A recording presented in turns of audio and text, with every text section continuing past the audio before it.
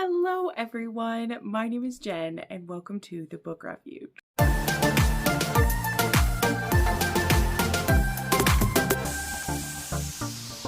Alrighty, hello everyone and welcome to another weekly wrap up, and sorry for well, to you guys it isn't late, I guess, unless you are a channel member, so I don't know why I started it that way, but this is 2 weeks in a row of filming pretty late in the day because I just had a lot going on. July has been such a crazy month in the best way, right? It has been a wonderful month, and I mean, it's August 1st that I'm recording this, but today I had another baby shower for my friend Sarah, and it took up most of my last 2 days, and so my body is sore, but I have some wonderful books to talk about, so we're going to talk about them now. Yeah, and I'm very excited about some of the things we're going to talk about, but yeah, so I'm just a little bit like, wow. So we'll see how articulate I'm able to be today. I'm going to do my darndest for y'all. I'm going to do my darndest. But yeah, I'm pretty excited too. So anyway, but before we get going, I do want to welcome a new patron. I want to welcome Katie Reads. So thank you so much, Katie. Also, I think it has ended, but I know I had a few of you who jumped back in during the discount period that I had going, and some of you who had previously had to pause memberships came back. So welcome to all of you who have rejoined Patreon during this time. I had thought I may possibly have, now I can say it, I thought I might possibly have jury duty this last week. That was another reason I was really stressed coming into this week, because I had Sarah's shower today. And I was, planning that was obviously in motion before there was a possibility of jury duty. I was one of the hostesses. I was so excited for it. But on the positive end, because I was prepping everything so hardcore for the possibility of jury duty, it then meant that I was able to just really enjoy this week because then just the last 2 days for the party, I was able to be really present for it. So it was kind of a blessing in disguise, but I did run a sale because of that, a summer sale. So thank you to those of you who hopped back in to my Patreon, and I'm so thankful to all of you because, as I said, YouTube has been really tough on me, and I'm trying to squeeze back in Tuesday videos, or at least get back to having 4 videos a week on the main channel. Not just on Patreon, having an extra video be there. And I'm doing pretty good so far. The last couple weeks, I think I've had 4 videos happen. And in this next week, I will also have an extra video up, which I'm going to talk about when I get to it, because it has to do with one of the books that I read this week. There is going to be an extra video because of one of those books. So we're going to talk about that. So yeah, but anyway, thank you so much to, Katie Reads, and welcome to the Patreon. I hope you enjoy it. So the first 2 things I read, though, was actually 2 fan fictions. I was still really in the mood for those, and I ended up doing another one of those Instagram posts that I do, which was really fun. I love when I have enough fanfics to be able to do an Instagram post. And so the first one I read, though, was called All My Perversions by Probably Lily. And this was actually kind of an erotic short one that has to do with when Shane and Ilya are still kind of really new to hooking up. And so Ilya is still hooking up with women when he's not seeing Shane. And actually, one of the women that he has hooked up with, they had made a sex tape, and one of her ex-boyfriends gets a hold of it and leaks it. So, basically that means Ilya Rozanov has a sex tape get out, and Shane gets a hold of it and can't help but watch it. And so it actually leads to some very interesting things between him and Ilya. And that's kind of where I'll leave it. But it definitely was very spicy and very interesting. So not for those of you who maybe don't want to see Ilya with anyone else. I can understand that. But it definitely brought out some interesting things in Shane, let's just say. And I had a fun time with it still. It was a good time. Okay, then there was an even quicker one that was a texting fic. It's probably the shortest fic that I've read to this point. I didn't even really mean to do it, but I started it and it was so quick that I just read the whole thing. It was basically a one-shot. I really don't read many one-shots, but I couldn't help myself. And this was called Shane Then, Ilya Now by Inoceros. And it really is this time travel texting fic. Yes, sounds very confusing, but it is what it sounds. So basically something happens in the time continuum, and Ilya in the present, which is 20 years on in their life, he's been with Shane, things have worked out, they have 2 kids together. He receives a text from Shane that Shane is sending after Vegas when they didn't even kiss.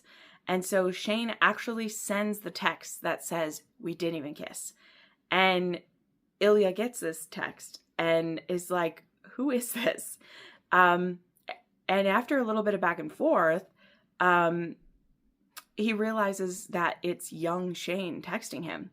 But the only 2 POVs are Shane then, when he's, 19 years old, and Ilya now, when Ilya is 40 years old. And he doesn't want to spoil things for Shane. And what ends up happening too is that it doesn't necessarily go in a linear fashion, because these text messages that Ilya ends up getting, they all happen in a relatively short amount of time for him, but it seems to be that Shane in the past is kind of skipping through different events. And eventually Ilya does kind of spoil him for a few things. But he slightly shifts a few things for young Shane along the way. So it was really quick. Like I said, it probably would have only ended up being 40 pages if I downloaded it. But since it was a texting fic, I just read the whole thing right on AO3, and I enjoyed myself. It was very sweet. And honestly, it made me want to tear up a couple times, because there would be something really bad that would happen, and young Shane would message Ilya and be like, "What's happening right now?" And, older Ilya wouldn't want to just spell it out, but he would be like, "You just need to be patient with me.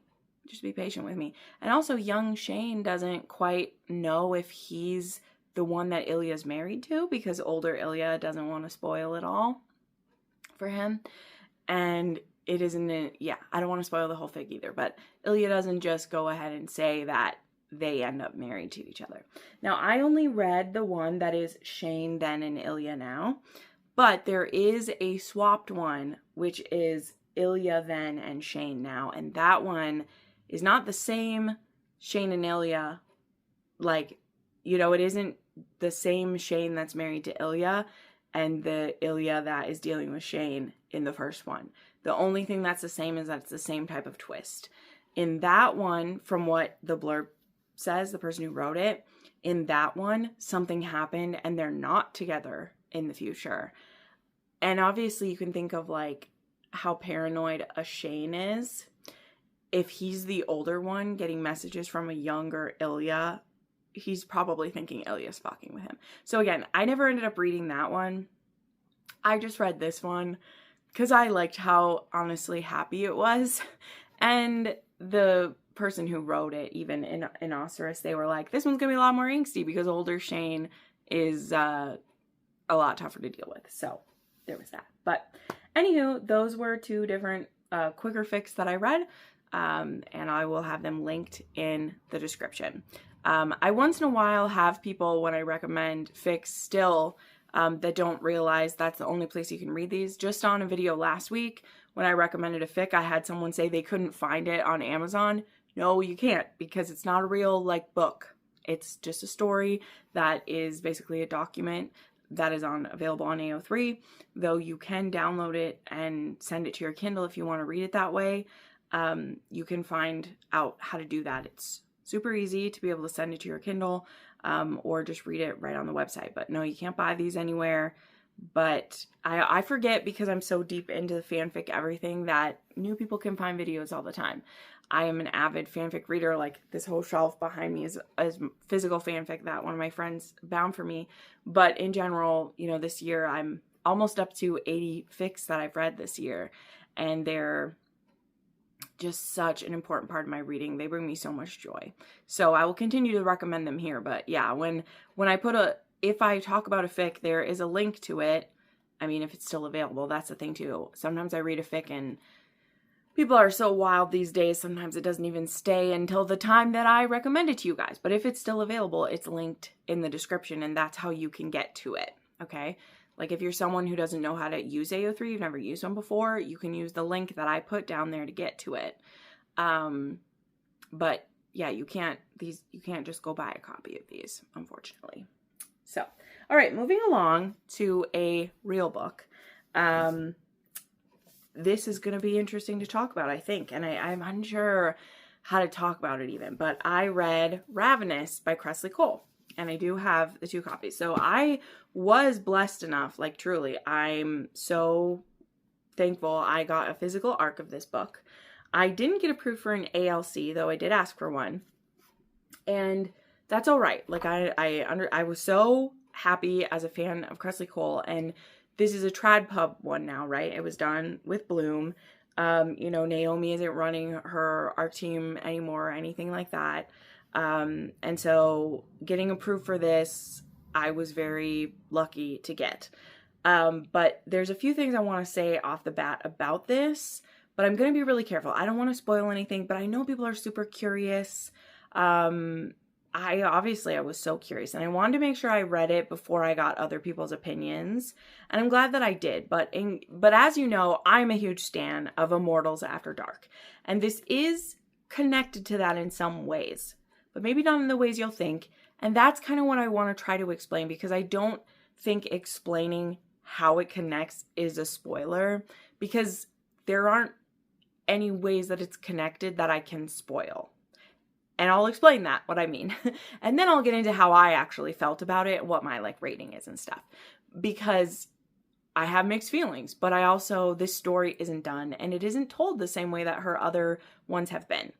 So let me get into that. But anyway, the thing is, I almost exclusively like to listen to Kresley Cole's books. She has a narrator named Robert Pekoff. He has done all of her IAD books, Immortals After Dark. He has such a talent for doing his voices, even when I think some of his female voices are a little bit cheesy. He always wins me over with them. Like, that's so funny. Like, even when I go back to the beginning and I'm listening to how he does the voices for some of the women, I'm always like, that's really the voice he's doing? I always love it by the end of the book. Like, you know, like, it's so funny to me. Like, some of his accents, you know, the voices he chooses are so over the top. And they just fit, because this is over-the-top books, okay? Like, Kresley Cole is the queen of over-the-top in every aspect. Like, that is what she does. That's how she writes. So having Robert Pekoff do the stories, like, he's doing that on purpose. Like, that's the kind of narration that he's doing. So most of the reason why I was disappointed that I didn't get an ALC is because I wanted to be able to listen to this, but I wanted to read it before it came out, and so that meant I had to read my physical copy. I then did go buy it upon release, because, I mean, I did enjoy this, though again, I'm going to have some mixed feelings I'm going to share with you. And I do want to reread this one, though I'll probably wait till closer to when the next part will come, and I will listen to it. Because I think, I have a strong suspicion that if I were to ingest it, if I had ingested it the first time with Robert reading it to me, I would have liked it even better. Because my biggest issue, and this is before getting into any more story, like, I'm just going to tell you, I counted 12 POVs. I've since seen other people's reviews that there are 15. I need to go back and count again, because I think they could be right. So we'll just meet in the middle. There's between 12 to 15 POVs. There's at least 8 that are main POVs, and there are others thrown in that you get as well. And so there are a lot of POVs. And so I believe listening to this would have helped a lot, because even in this story, which in this version, you know, there are name cards in each one. In IAD, we switch POV all the time, and there are no name cards. The only way I know we switch POV is because of how Robert changes his narration, right? And I'm never confused when I'm listening, because he changes how he narrates, right? He changes the voice. You know, when he's narrating Lothair, I know when he's being Elizabeth and when he's being Lothair, right? Like, I know the difference. So even reading this myself and there being name cards, it's in third person point of view, but I think that if I'd listened to it with Robert reading it and I got to hear the voices he was picking for each of them, it would have helped me a lot to connect with the characters. Because my biggest struggle with this story, and truly I'll get to that, is like, this is the setup for a truly epic story, in my opinion. There's a lot of groundwork being laid. This feels like the mix of, one of those epic fantasies mixed with like a Game of Thrones. And I'm so sorry to do this because everyone compares it to her, but it feels like the mix of like a Sarah J. Maas, a Game of Thrones, mixed with your favorite type of paranormal. And I mean it for that because there's so many POVs, there's so many different stories, but I know they're all going to interweave and do that. There's multiple sets of fated mates, and by the end of this book, nobody has an HEA yet. There was cliffhangers across the board for everyone. So that's the part where I mean it's like a Game of Thrones or Sarah J. Maas, is nobody had an HEA at the end of this one. There was not even one couple that it focused on more than another. There are 8 couples that get explained in the back. There's even more POVs than those 8 that are in here. And there's a whole world that's being set up that's different from IAD. So this leads me to what about it. So this is why I wanted to get a physical copy, though. I was hoping there was going to be a glossary of characters.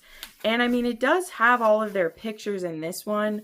Whereas like in my copy I got from Bloom, they gave me like stickers of everybody, which I did end up annotating, not fully annotating this like I would for one of my, patrons, but I did end up putting everybody's picture by who they were.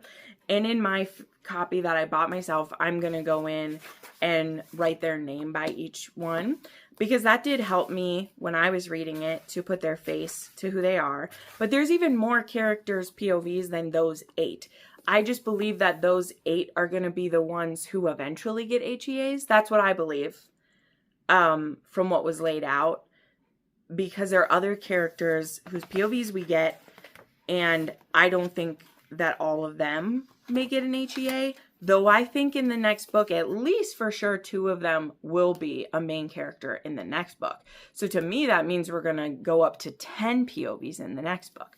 So that's what I mean. Like, it's so much to start with, and it's not that you can't do it. Kresley Cole is a very competent storyteller.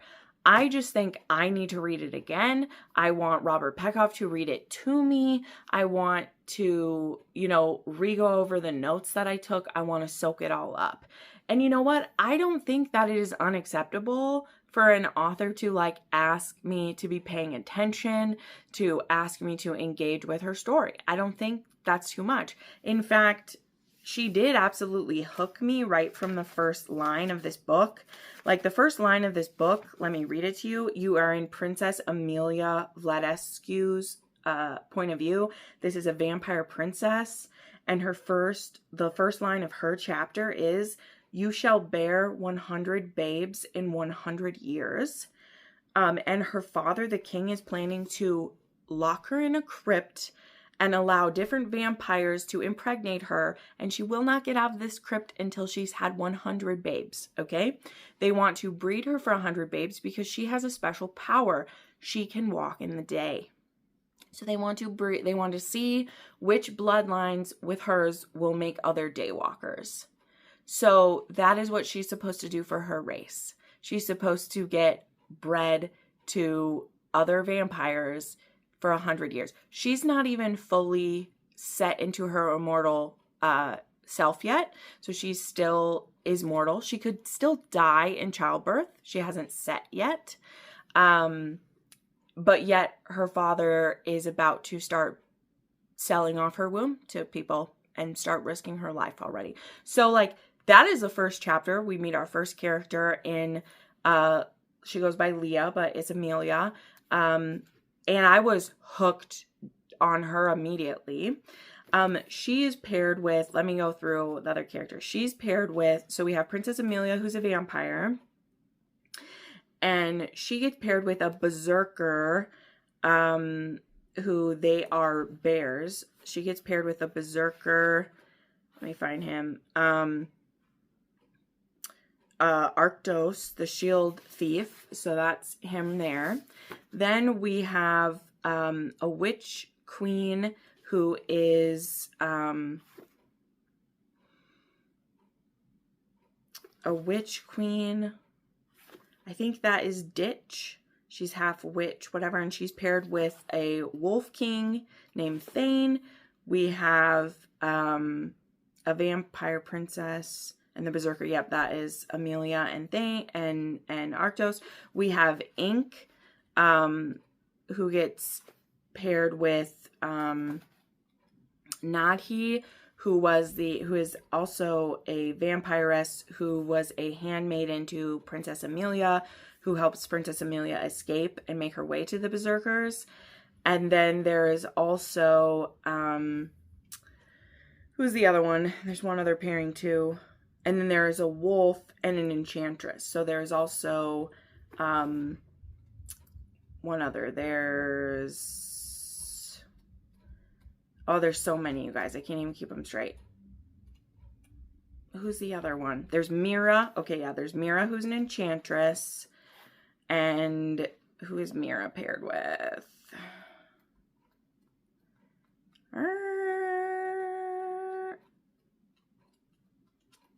Lowell. And Mira's paired with Lowell, who is a wolf.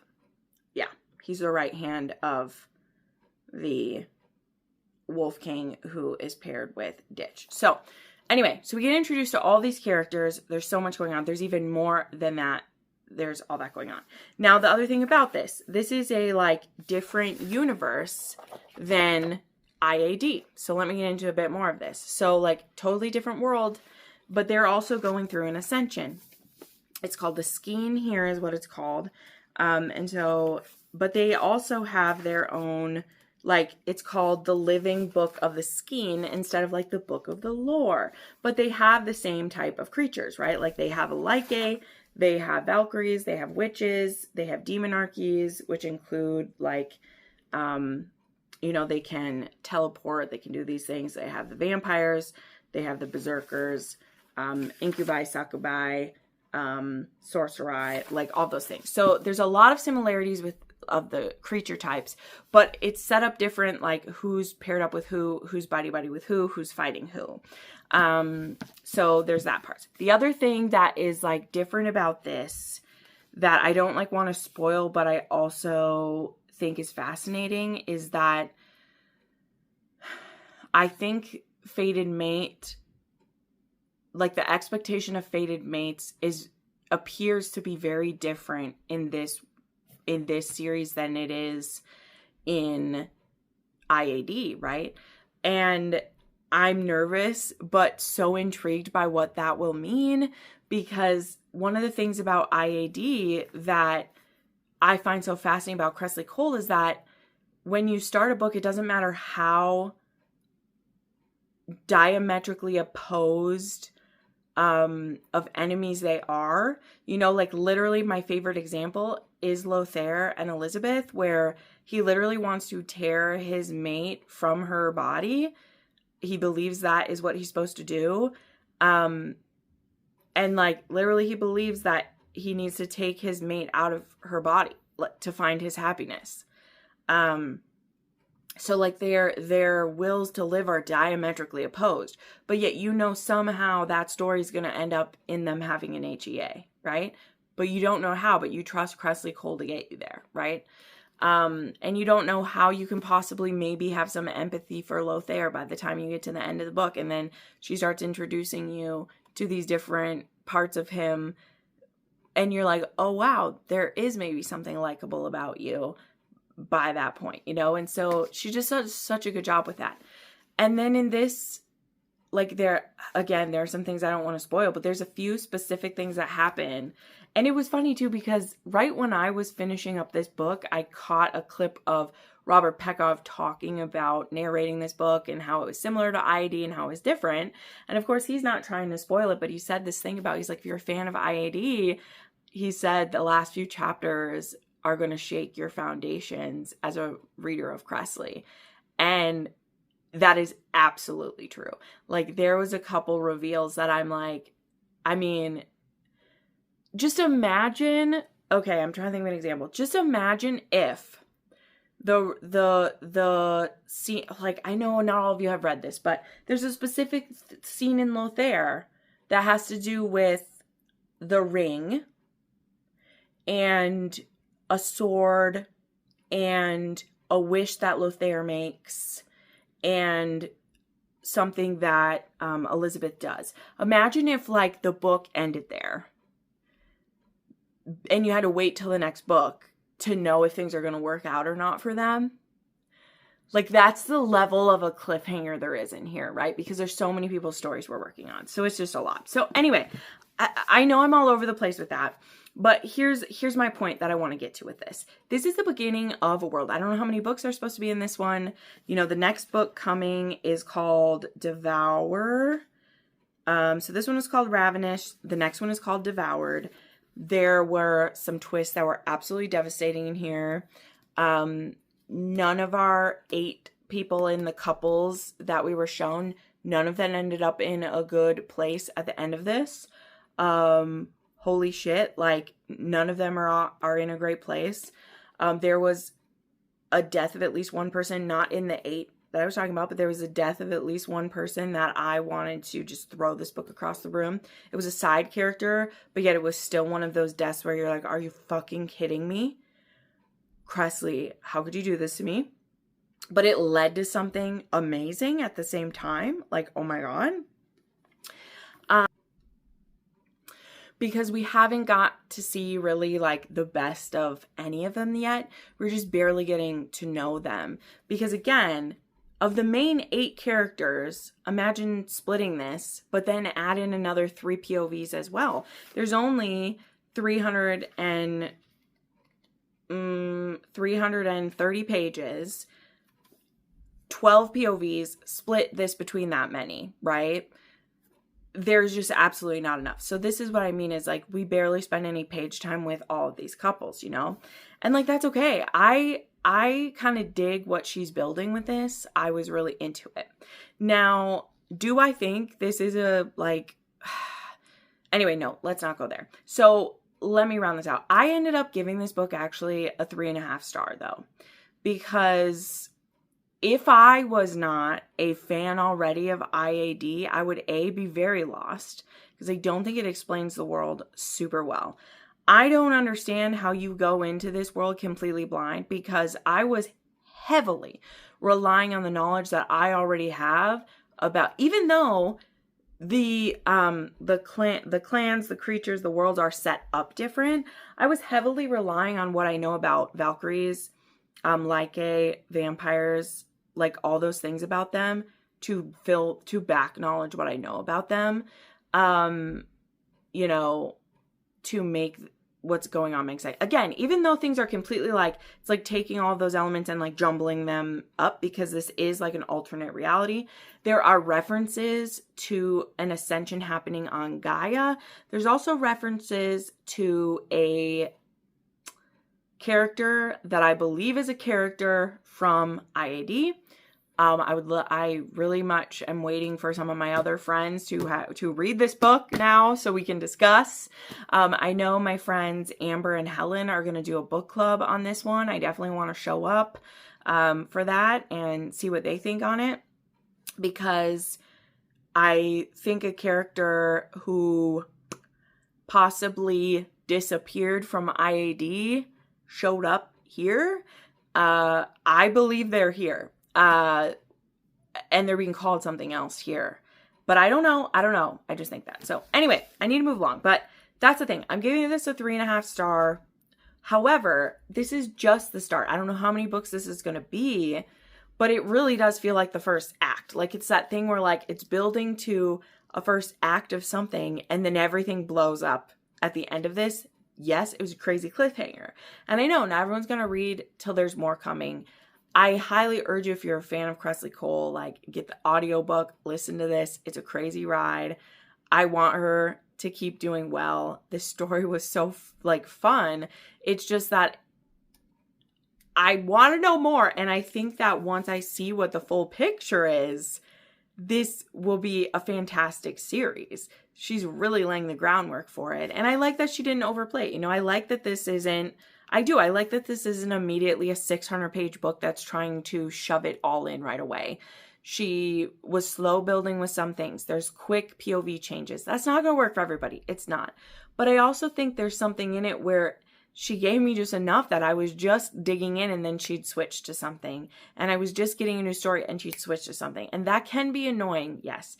But it also feeds something in that like scroll algorithm brain where sometimes when you just can't hold on and it then clicks to another screen for you.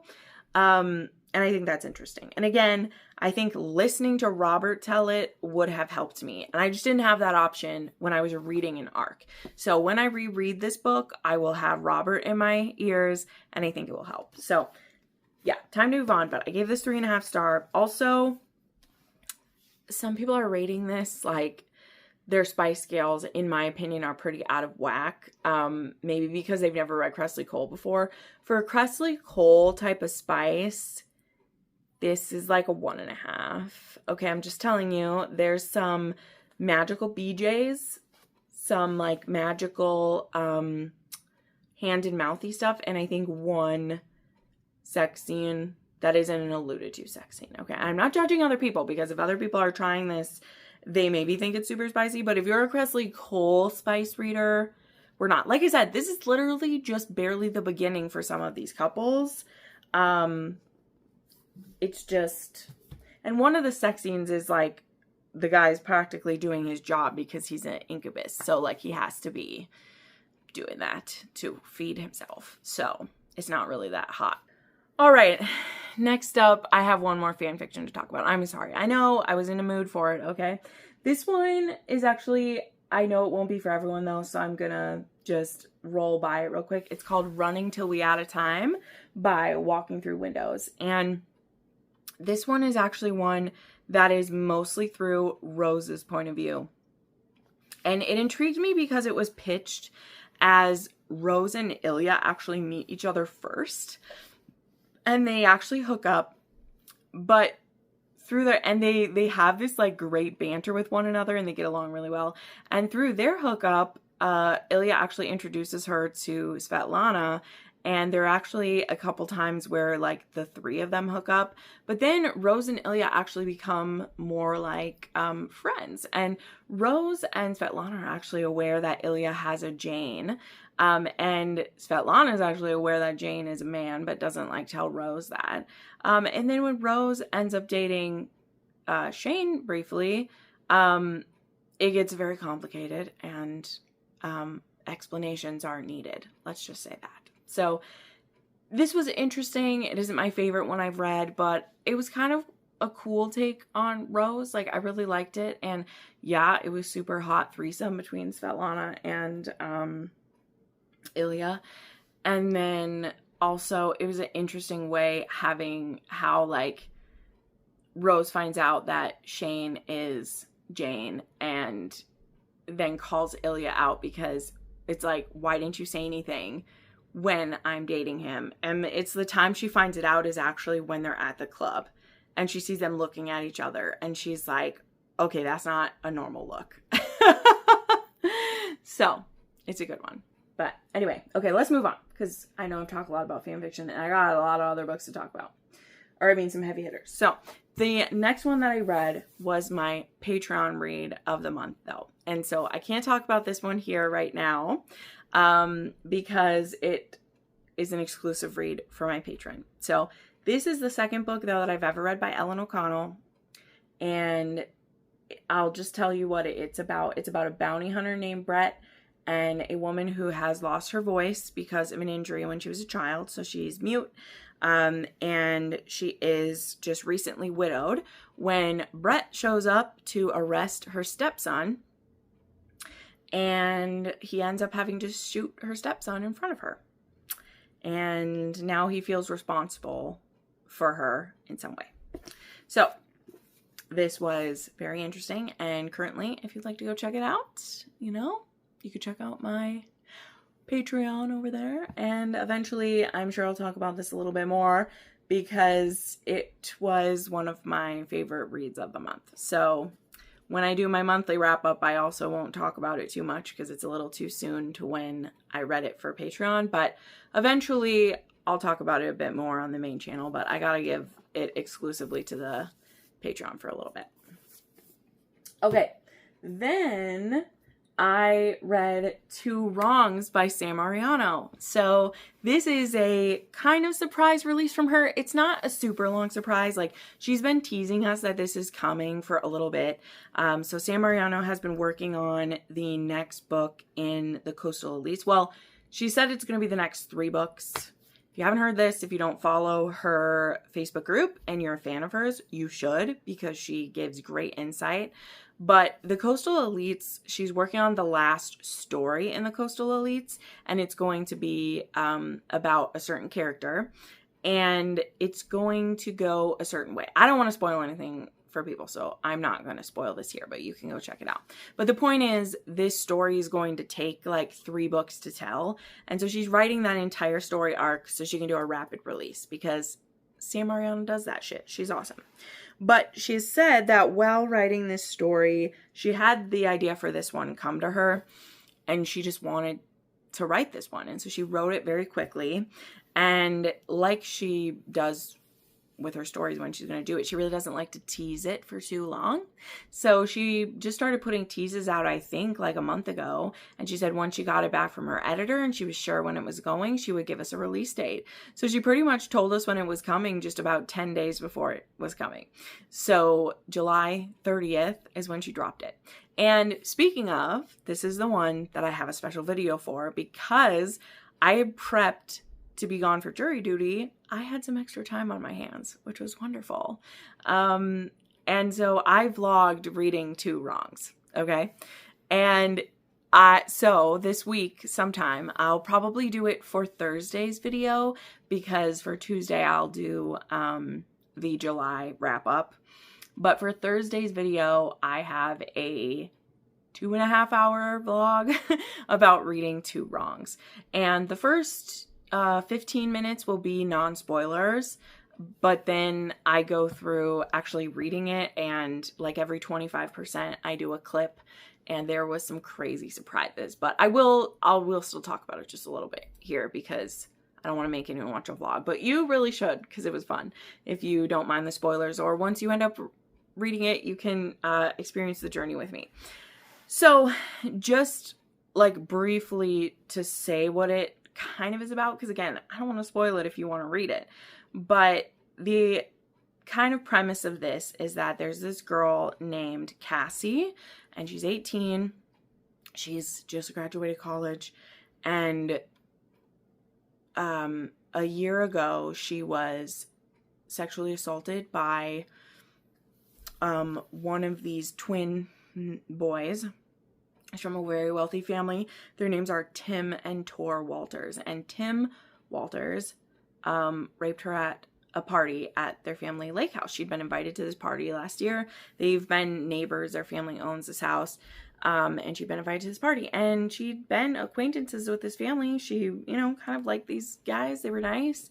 And she has been attracted to Tim, but she actually had a boyfriend at the time. And she got drunk, and for some reason, I don't want to say how it all happened, but either way, she definitely didn't want this, didn't ask for it, and she got assaulted by Tim. And when we're starting this book, though, she has lost the court case. They weren't able to find any proof of it.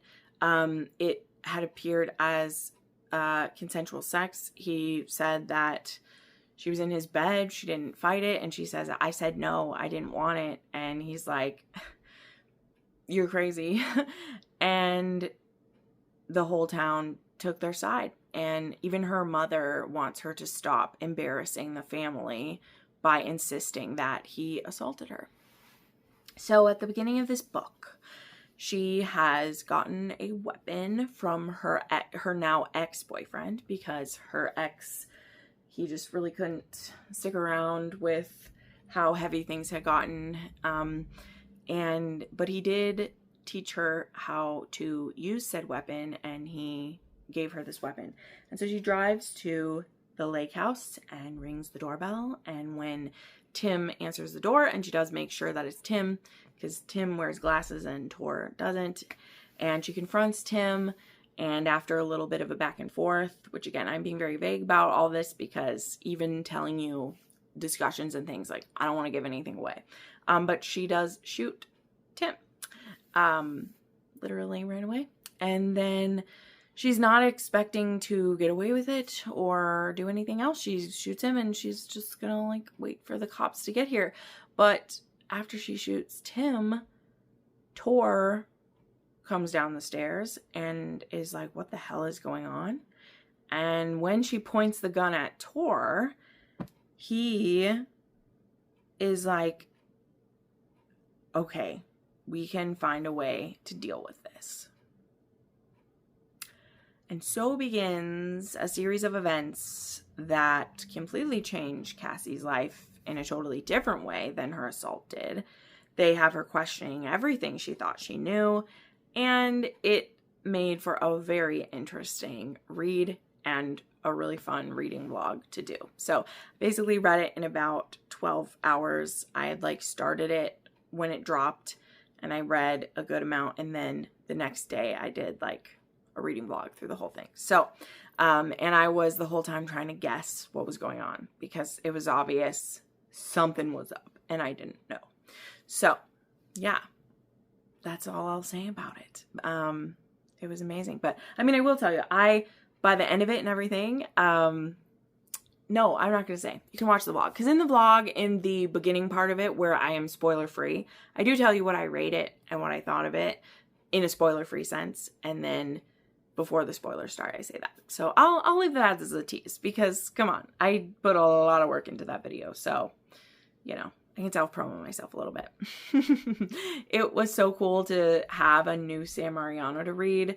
I know her health hasn't been the best and there's been a lot of stress, and I know she wants to get the other Coastal Elites done, and I can't wait to read those. Like, oh my god, I can't wait to see how that mindfuck is gonna go. But Two Wrongs was, just the reading experience was really fun. So I love her stories. They're just so interesting. So anyway, I read that. Then I did read My Highland Rogue by Karen Rainey, and this is one of the Rake Appreciation Society reads. So I won't be talking about that here yet. We will have book club later in August. We don't have a day picked yet, but hopefully soon I'll have one and I'll share it on my community page and on my Instagram. But briefly, this is about Jennifer Adair, who's the daughter of the Earl of Burfield, and she's loved Gordon MacDonald, who was the gardener's son her whole life. And he's always been forbidden to her, just by class difference. And then by the fact that 5 years ago, Gordon was forced from Adair Hall. He was basically chased out of there. And they had always promised to continue writing letters, but there was a bit of, you know, subterfuge that went on to make it seem that, like, Jennifer was the one who, like, wanted him to go. And Gordon kind of sort of just let that happen as well and just believed that she wanted him to go, which I'm kind of like, I always don't really love that. But anyway, it's 5 years later and he has made something of himself, and he finally receives a letter from her, though, that his father is dying, who again was the gardener. And Jennifer, her brother, is now the Earl, and now she's finally going to see him all these years later. And we're going to see if they can, you know, work out their differences, discover why he never got any of her letters. He thinks she hasn't been writing to him, you know, all of those things. And why all of a sudden did he get this letter and not the others? I'm sure you can assume a few things. But yeah, so I will tell you, this is only like the third Karen Rainey that I've read. And I think this one is a more newer release of hers, but yeah, this one was from 2020. But yeah, I really liked the audio. This one was narrated by, did I write it down? By Liam Gerard, and he did a really good job. But yeah, we'll be having book club for this one. And so yeah, I can't wait to talk about it. And then the last book that I finished was Seducing the Enemy by Noelle Adams. my author that I work for. And this is the first book in the Heirs of Damon, I think is the series, which I hadn't read one from yet.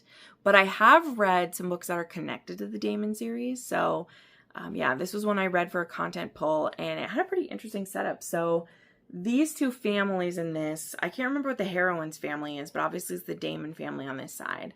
But their families have been kind of feuding since there was an accident that happened like 15 years ago, or was it 10? I think it was 15 years ago, because I think the heroine was 10 then and she's 25 now. And it killed her sister. It killed their cousin or brother, one of that, and it paralyzed her. She actually can walk now after many, many things. And so she's like in her early 20s, and she's finally experiencing life that was denied her for so long, when she was in a wheelchair, when she was struggling.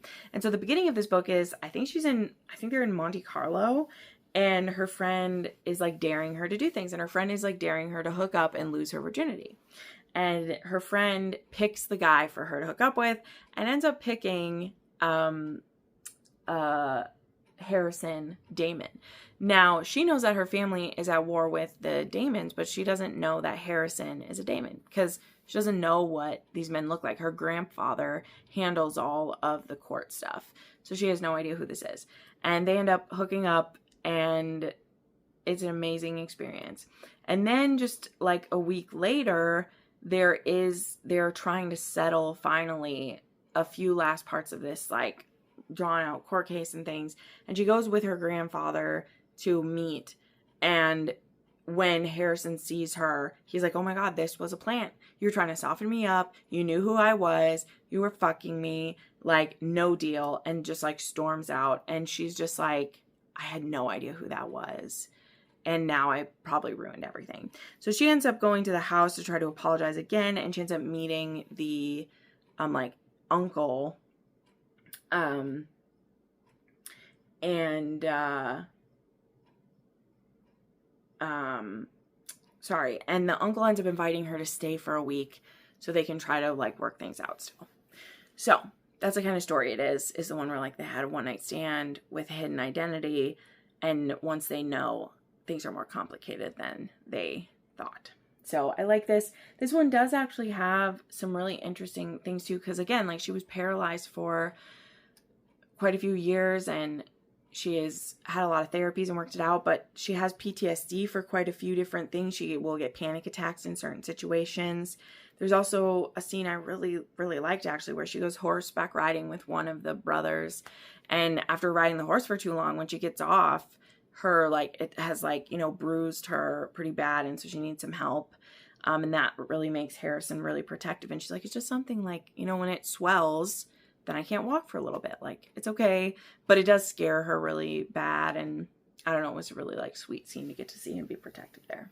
So anyway, and then I don't rate the books that I read from my author, but I did really like that one. And I was excited to read it too, because recently Noelle had me do, she did a Q&A post, and someone asked her favorite heroes, and she picked Harrison as one of them, which was cool. I never heard her say that. So I don't know that Harrison is one of my favorite. He doesn't need to be one of my favorites. I have my list of favorites of hers, but it was interesting to read one that she had picked as a favorite of hers. So that was cool. So, all right, there we go. That is everything that I read this week, and it does also wrap up July. So my July wrap up will be going up on Tuesday, and like I said, this Thursday, hopefully I will have the Two Wrongs vlog edited and uploaded for you guys, because it's, like I said, 2.5 hours and it's long.